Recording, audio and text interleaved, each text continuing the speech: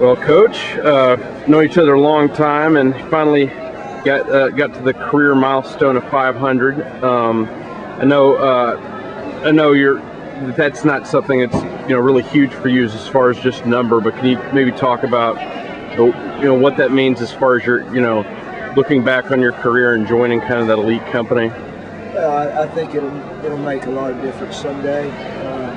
When I do look back right now, it's better really that's number 7 for this team, and that it's a quality win on the road against a good program.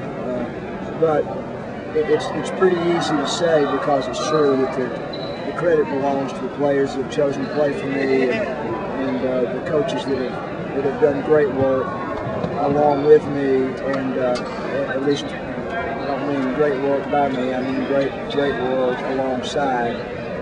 They've done so much of it and get so little of the credit. I think a lot of it belongs to Belmont because it's a quality school that allows us to recruit quality players and people, and allows me to coach the kind of team that I love to coach.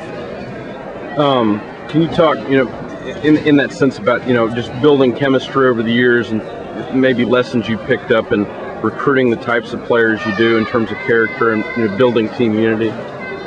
Well, I just think that if you recruit people that are unselfish and that can put the team ahead of themselves, that at least for me as a coach, we have a much better chance of being successful. And so even though all these guys probably led their teams in scoring in high school, they've come here and they have chosen to help Belmont try to win games, not concerned about where they're going to get drafted or how much money they're going to make or how many points they're averaging a game. And that I think is the reason that we've been somewhat successful as we've made this move to Division I. Can you talk about one of those players who did have more points in high school, more accolades, coming back here to his hometown tonight, and even though being scoreless, kind of making another step back and being acclimated to the team after a redshirt year? Peeples. Will scored though. He made his last. Oh, sorry, that free throw. I was thinking that for most of the game. That's good. You got to note that. That's his first of the year, and Will is exactly that kind of player. Will is a totally selfless player who only cares about us being successful. Another guy in our program that played like that's Casey Alexander, my assistant coach. Casey was a very, very unselfish player who made the team better and really didn't care whether he shot it or scored it himself. And so Will is exactly the kind of young man that we love to have in our program. Kind of like Dan Oliver last year. Do you think he'll kind of take on that mantle in a way?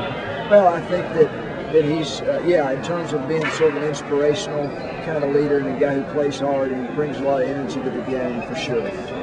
And just a couple more questions. And I kind of want to do this now so I don't have to ask you this later because we're doing it for the homecoming issue. I guess 2 years from now, there's going to be about 8 seniors, which form, majority of this team right now, and a lot of the future leadership core. Can you talk about maybe that group as a whole and how you see it playing a part of the foundation for Belmont's success in the future? Well, I think that group is almost half our team, and so it's already playing a huge role in our success. Guys like Matthew Dodson, Andy Wick had a phenomenal game tonight. Career high, right? Henry Harris is having a really good year.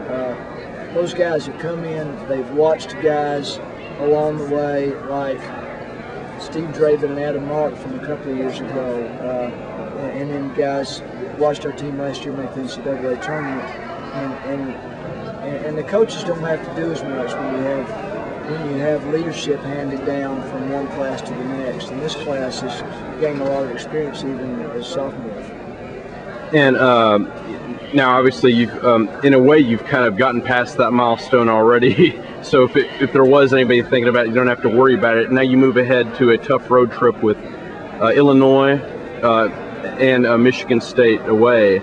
Can you talk maybe about just preparing your team for those games and what you've learned in the past from them? Those games are opportunities to do something that we're not expected to do, and they're also great opportunities for us to get better as a team regardless of the outcome. So we'll approach those games like we would anybody else we play. Our expectations need to be high, but we also need to understand we're not in the Big Ten for a reason, and and those guys are recruiting premier players out of every recruiting class.